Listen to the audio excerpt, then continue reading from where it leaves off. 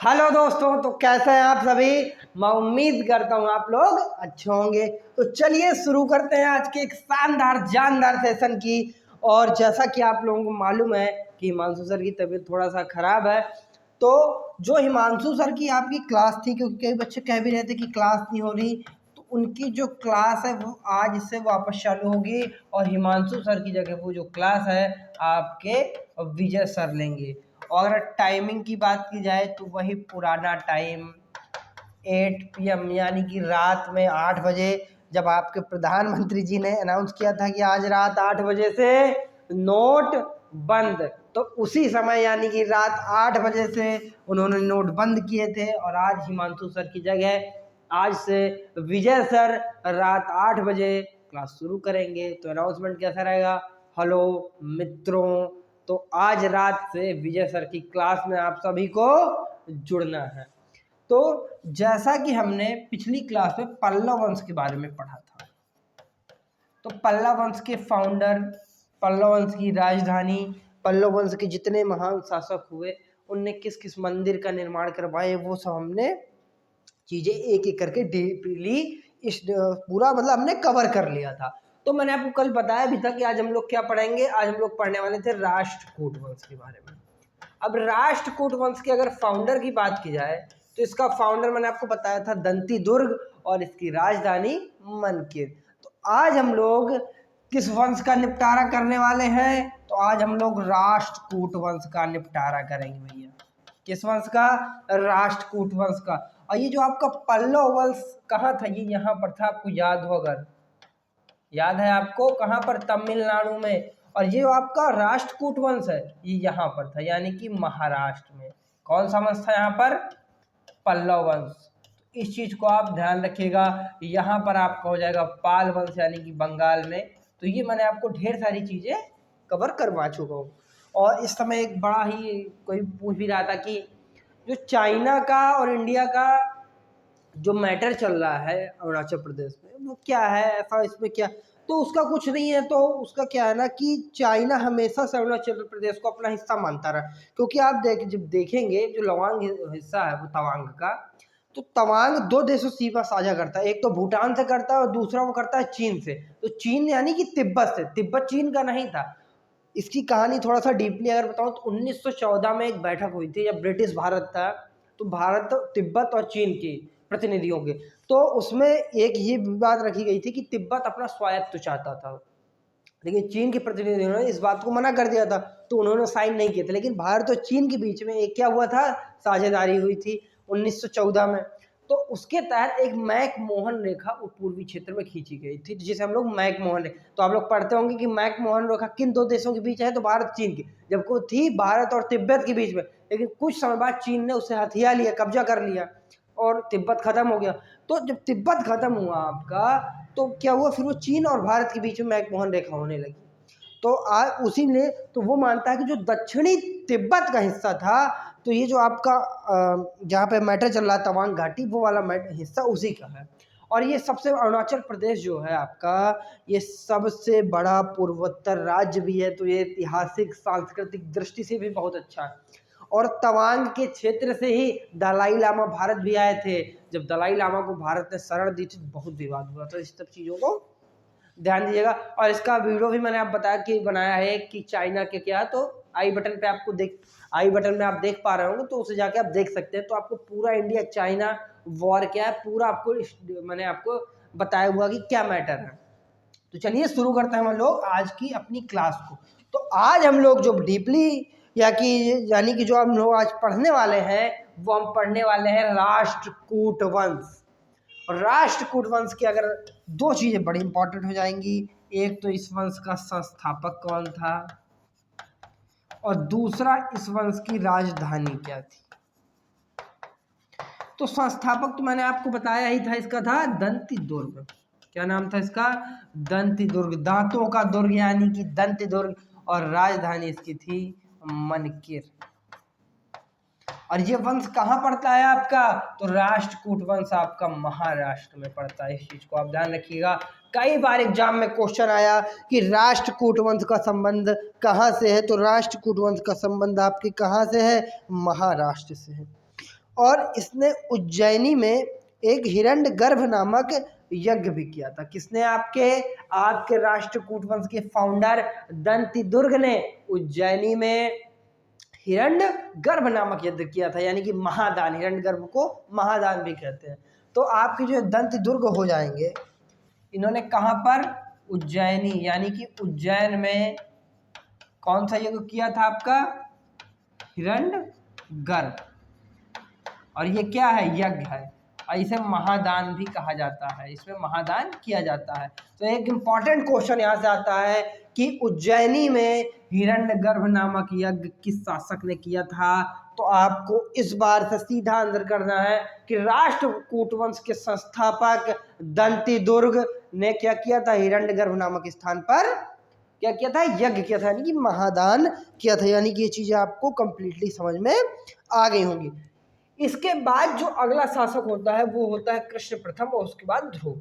तो दंतिदुर्ग के बाद जो अगला शासक होगा कृष्ण प्रथम, ये बड़ा इंपॉर्टेंट है आपके लिए, क्योंकि इसने एलोरा की गुफाओं का निर्माण करवाया था। किसने? कृष्ण प्रथम ने। एलोरा कहिए या फिर एलिफेंटा की गुफाएं कहिए, इन दोनों गुफाओं का निर्माण किसने करवाया? आपके कृष्ण प्रथम ने। किसका किसका? एलोरा एवं एलिफेंटा की गुफाएं।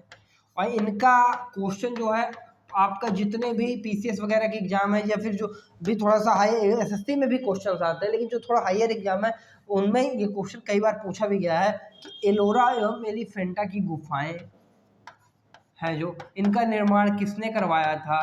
तो इनका निर्माण आपके कृष्ण प्रथम ने करवाया था।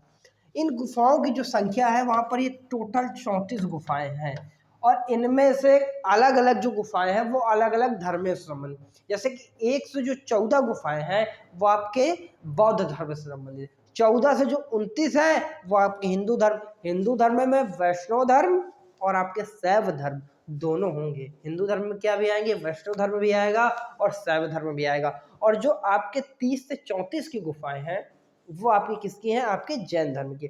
इसमें एक गुफा है बड़ी इंपॉर्टेंट, 10 नंबर गुफा, जिसे हम लोग विश्वकर्मा गुफा के नाम से भी जानते हैं। कौन सी गुफा? 10 नंबर की गुफा। कौन सी गुफा? 10 नंबर की गुफा। नाम? विश्वकर्मा गुफा। नाम? विश्वकर्मा। इस चीज को आप ध्यान रखिएगा। तो टोटल गुफाएं कितनी हो जाएंगी? तो हो जाएंगी 34 गुफाएं टोटल आपकी हो जाएंगी। अब इसमें बात की जाए कि किस, तो जो 1 से 14 हैं वो आपके बौद्ध धर्म से संबंधित है, और बौद्ध धर्म के संस्थापक गौतम बुद्ध। क्वेश्चन नहीं जाना चाहिए। और जो आपके 1 से 14 मैंने आपको बता चुका हूँ कि वो सॉरी 1 से जो 12 थी ये आप किससे थी? बौद्ध धर्म से थी। और जो 13 से 29 थी वो हिंदी थी, वो हिंदू धर्म की थी।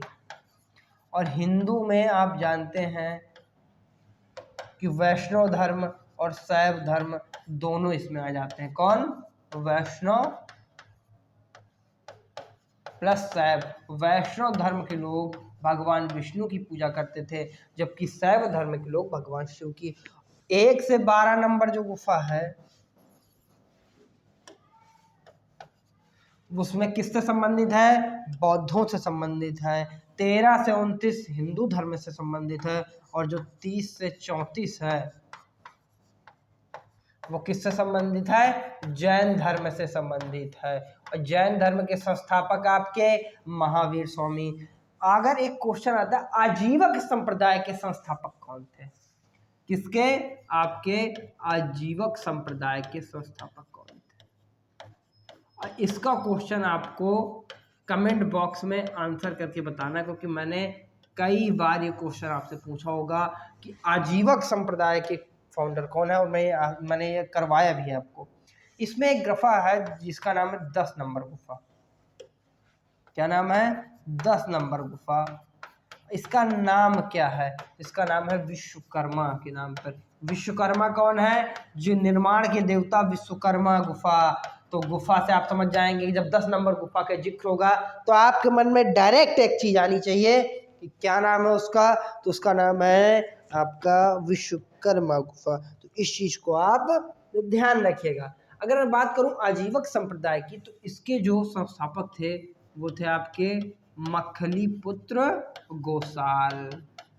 आजीवक संप्रदाय के संस्थापक मखलीपुत्र गोसाल कौन हो जाएंगे? मखलीपुत्र गोसाल। आजीवक संप्रदाय के संस्थापक मखलीपुत्र गोसाल। अब जो आपके कृष्ण प्रथम के बाद जो अगले शासक होंगे वो होंगे आपके ध्रुव। कौन होंगे भैया? ध्रुव। अब एक कन्नौज का त्रिपक्षीय संघर्ष जो हुआ वो आपके ध्रुव जी जो इनके सम्राट थे, अगले सम्राट जो इनके, देखिए मैं इसमें इंपॉर्टेंट सम्राटों की ही बात कर रहा हूँ, इस बात को आप ध्यान रखिएगा। तो जो आपके राष्ट्रकूट वंश का जो तीसरा महान सम्राट था वो आपके कौन थे? ध्रुव थे। इन्हीं के समय कन्नौज का त्रिपक्षीय संघर्ष हुआ था। अब संघर्ष देखिए क्यों हुआ? क्योंकि उस समय जो कन्नौज था ना वो बड़ा समृद्ध एरिया था कन्नौज का, तो सब कोई उसको किसको? कन्नौज को हथियाना चाहता था। तो कई बार क्वेश्चन आया कि कन्नौज का त्रिपक्षीय संघर्ष जो है उसमें किस किस वंश ने क्या किया? पार्टिसिपेट किया, या फिर किस किस वंश के शासक थे, कौन कौन शासक थे? तो जो कन्नौज का त्रिपक्षीय संघर्ष था इसमें 3 वंश बड़े इंपॉर्टेंट। एक तो आपके राष्ट्रकूट वंश के राजा ध्रुव थे, दूसरे गुर्जर प्रतिहार के जो थे वो थे वत्सराज, और तीसरा आपके पाल वंश के धर्मपाल। कौन कौन से हो जाएंगे आपके? पहला आपका हो जाएगा राष्ट्रकूट वंश के ध्रुव, दूसरा आपके ध्रुव को या फिर धारावर्ष भी नहीं कह सकते हैं, दूसरा आपके हो जाएंगे गुज्जर एंड प्रतिहार वंश के कौन? वत्सराज, और जो तीसरे हो जाएंगे आपके वो कौन हो जाएंगे? तीसरे, इसके बाद तीसरे आपके हो जाएंगे पाल वंश के धर्मपाल। तो जो त्रिपक्षीय संघर्ष हुआ ध्रुव को हम एक किस और नाम से जानते हैं? धारावर्ष। तो या तो ध्रुव या फिर धारावर्ष किसका नाम था? तो आपके ध्रुव का नाम। कन्नौज का त्रिपक्षीय संघर्ष किनके किनके मध्य हुआ? तो आप अगर इसको देखेंगे, अगर मैं आपको समझाऊं तो अब आप देख पा रहे हो कि एक तो आपका ये हो गया राष्ट्रकूट वंश, इस चीज को आप समझिए। अब ये राष्ट्रकूट वंश था आपका महाराष्ट्र में, और राष्ट्रकूट वंश में किसने पार्टिसिपेट किया था इस त्रिपक्षीय युद्ध संघर्ष में? ध्रुव ने। दूसरा आपका जो हो जाता है पाल वंश। तो पाल वंश आपका भैया कहाँ था? यहाँ था ना, बंगाल में। तो पाल वंश में आपके कौन हो जाएंगे? आपके होंगे धर्मपाल। और जो आपके तीसरे हो जाएंगे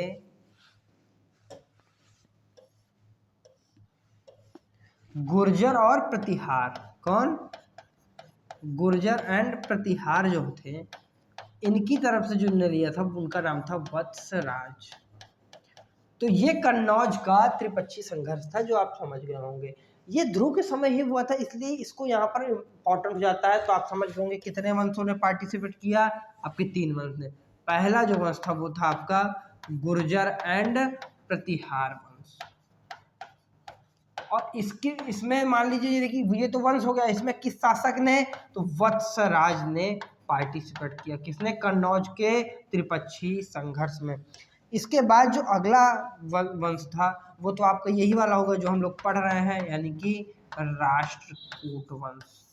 और राष्ट्रकूट वंश में किसने इनकी तरफ से लिया? तो आपके जो ध्रुव थे, या फिर ध्रुव को एक और नाम से जानते हैं, इनका नाम है धारावर्ष। ध्रुव का अन्य नाम धारावर्ष, ध्रुव का अन्य नाम धारावर्ष। और राष्ट्रकूट वंश के बाद जो अगला शासक होता है वो आपका क्या हो जाता है? पाल वंश। अब पाल वंश में की तरफ से किसने लिया? तो आपके एक राजा थे इनके धर्मपाल, जिसने पाल वंश की तरफ से इस कन्नौज के त्रिपक्षीय संघर्ष में पार्टिसिपेट किया था। तो इस चीज़ को आप ध्यान रखें। इसके बाद जो अगला शासक होगा आपके ध्रुव के बाद, किसके बाद भैया? ध्रुव के बाद, तो वो शासक हो जाएंगे आपके अमोघ वर्ष। इनके जो इस वंश के मैक्सिमम शासन थे उनके नाम में आपको वर्ष संबंध जरूर मिले। तो इसके बाद जो अगला शासक आपका हो जाएगा वो हो जाएगा अमोघ वर्ष। क्या हो जाएगा भैया? अमोघ वर्ष। और अमोघ वर्ष किस धर्म का अनुयायी था? कई बार क्वेश्चन पूछा गया। तो जो आपके अमोघ वर्ष जी जो थे ये आपके जैन धर्म के अनुयायी थे। किस धर्म के अनुयायी थे?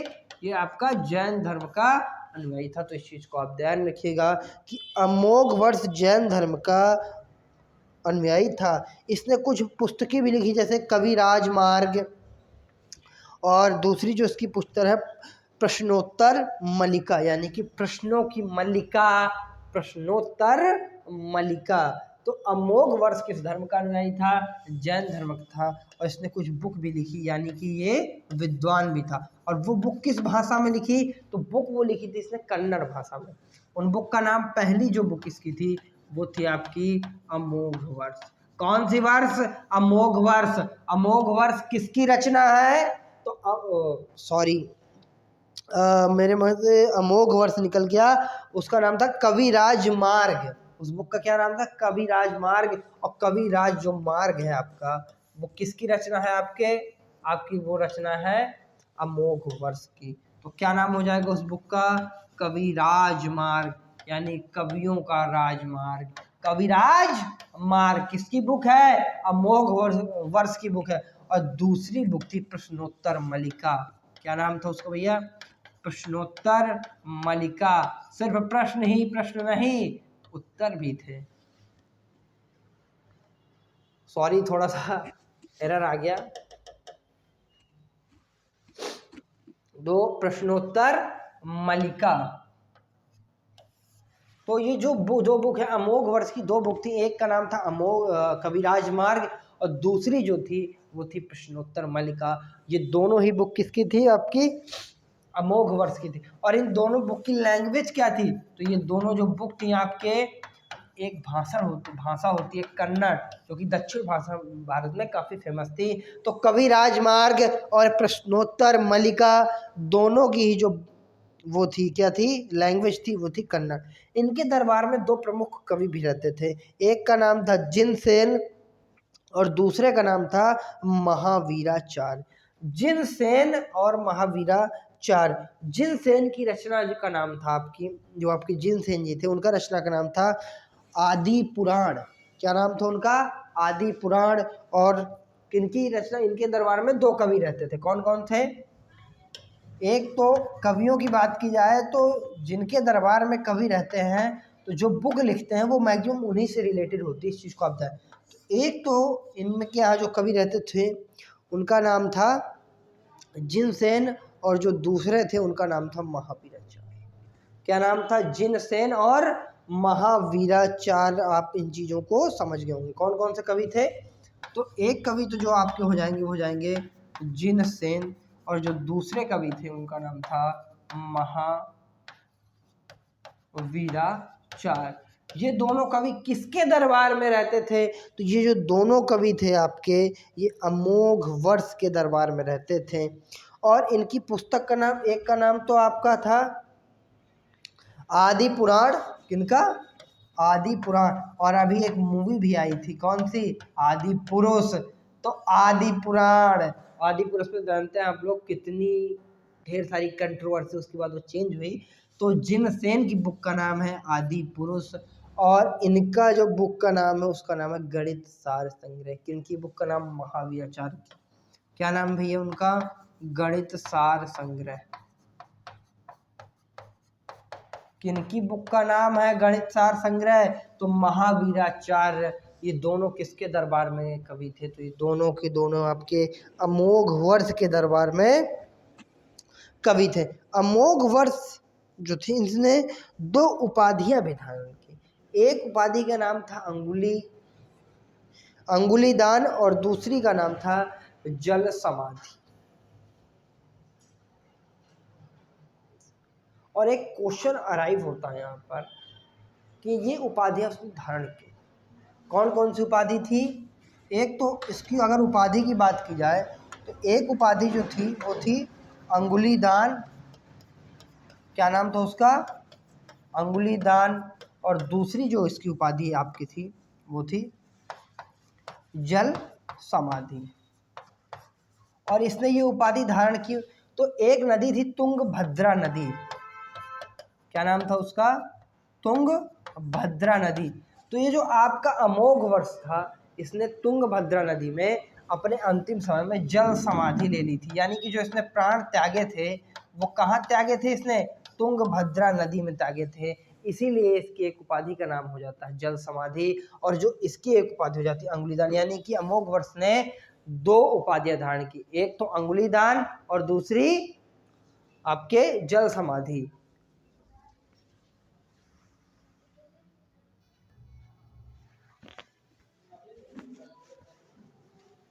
तो वही मैं आपको बता भी रहा था कि आप लोगों ने अभी तक क्या देखा हो। अब हम लोग इसके बाद जो अमोघ वर्ष के बाद जो आपका अगला शासक होगा उसके बारे में हम लोग देखेंगे। तो इसके बाद हम लोग जिस शासक की बात करेंगे वो है आपका इंद्र तृतीय। क्या नाम है उसका? इंद्र तृतीय। तो आइए हम लोग देखते हैं। और इंद्र, ये वही वाला इंद्र कौन सा जो कि आपके अमोघ वर्ष के बाद हुआ। और इसके समय एक अरबी यात्री भारत भी आया था। किसके समय? आपके जो इंद्र तिथि हैं उसके समय एक अरबी यात्री आया। क्या नाम था उसका? इंद्र तिथि। और उसका नाम क्या था? किसका? जो अरबी यात्री आया था उसका नाम था अल-मसूदी नाम था। क्या नाम था दोस्तों? अल-मसूदी नाम था। अल-मसूदी कहाँ से आया था? आपका अरब देश से आया था। और किस राजा के दरबार में आया था? कृष्ण तृतीय के दरबार में आया था। कौन? आपका अल-मसूदी। अगर अल-मसूदी की बात की जाए तो इसने इस वंश के शासकों को भारत के सर्वश्रेष्ठ शासक कहा था। किसको? राष्ट्रकूट वंश के शासकों को। किस वंश के शासकों को भैया? राष्ट्रकूट वंश के शासकों को क्या कहा था? सर्वश्रेष्ठ शासक कहा था भारत के। इस चीज को आप ध्यान रखिएगा। तो राष्ट्रकूट वंश के शासकों को किसने सर्वश्रेष्ठ शासक कहा था? तो आपके अल-मसूदी ने सर्वश्रेष्ठ का शासक कहा था। किस वंश को? राष्ट्रकूट वंश को। यहाँ पर कूट लिखा हुआ है तो आप समझ जाइए किसको? राष्ट्रकूट वंश को। अब आपका जो कृष्ण तिथि के बाद अगला शासक आता है, तो कृष्ण तिथि के बाद जो अगला शासक होता है वो आपका इंद्र तिथि के बाद जो अगला शासक होता है वो होता है आपका कृष्ण तृतीय। क्या होता है? कृष्ण तृतीय। और इसने एक उपाधि भी धारण की। किसने? कृष्ण तृतीय ने। उस उपाधि का नाम क्या हो जाएगा? अकाल वर्ष नाम हो जाएगा। क्या नाम हो जाएगा? अकाल वर्ष। और इसने इसको क्यों धारण किया भैया? तो इसने चोल तंजौर वाले भैया इनको हरा दिया था। क्या कह दिया था? इनको हरा दिया था। और जब इसने इनको हराया था तो इसने अकाल वर्ष की उपाधि धारण की थी। किसने? कृष्ण तिथि ने। इसलिए ये इस वंश का अंतिम महान सम्राट भी होता, क्योंकि इसके बाद का जो शासक था वो थोड़ा सा उतना बेटर नहीं था। इस चीज़ को आप ध्यान रखिएगा। इसके बाद जो शासक होता वो होता कर्क, जिसका हत्या तैलब द्वितीय के द्वारा इसकी हत्या की कर दी जाती। किसकी? कर्क द्वितीय की। तो आप इस चीज को समझ गए होंगे।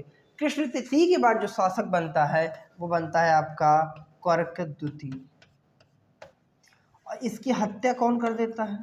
तो इसकी हत्या भैया कर देते हैं आपके तैलप द्वितीय। कौन? तैलप द्वितीय। किसकी हत्या कर देते हैं? कर्क द्वितीय की। और ये राष्ट्रकूट वंश का आपके अंतिम सम्राट हो जाएगा। कौन?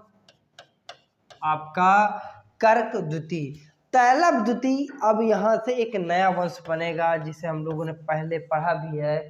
किसे? चालुक्य। और ये किस वंश के कैसे चालुक्यों का? तो जो आपके कल्याणी के चालुक्य थे। कहाँ के? कल्याणी, यानी कि कर्नाटका वाले भैया। 3 जगह के चालुक्य मैंने आपको पढ़ाए थे, कल्याणी, वातापी और वेंगी के। तो ये जो तैलप द्वितीय चालुक्य जो कल्याणी की चालुक्य था उनका फाउंडर था। आपको अगर याद आ रहा हो थोड़ा थोड़ा, अगर धूल हट रही हो, पढ़ा हो, मन लगता हो, तो आपको याद आ रहा होगा कि चालुक्य, कल्याणी के चालुक्यों को एक फाउंडर था। चालुक्य कितने भैया भागों में? 3 थे। कौन कौन से? कल्याणी के एक हो गए। कल्याणी के चालुक्य कहाँ के थे? कर्नाटका वाले भैया एरिया में थे। कहाँ के? कर्नाटका। दूसरे जो चालुक्य थे वो थे वातापी के। इनको एक और नाम से जाना जाता है, इसका नाम है बादामी के चालुक्य। क्या नाम है भैया? बादामी के चालुक्य। और ये भी कहाँ के थे? ये भी आपके कर्नाटका में। लेकिन जो आपके तीसरे वाले थे, कौन से भैया? वेंगी के चालुक्य। ये कहाँ के थे? ये आपके पड़ते हैं आंध्र प्रदेश में। कहाँ के थे ये? वेंगी वाले आंध्र प्रदेश में थे। आपको आज का सेशन कैसा लगा कमेंट करके जरूर बताइएगा।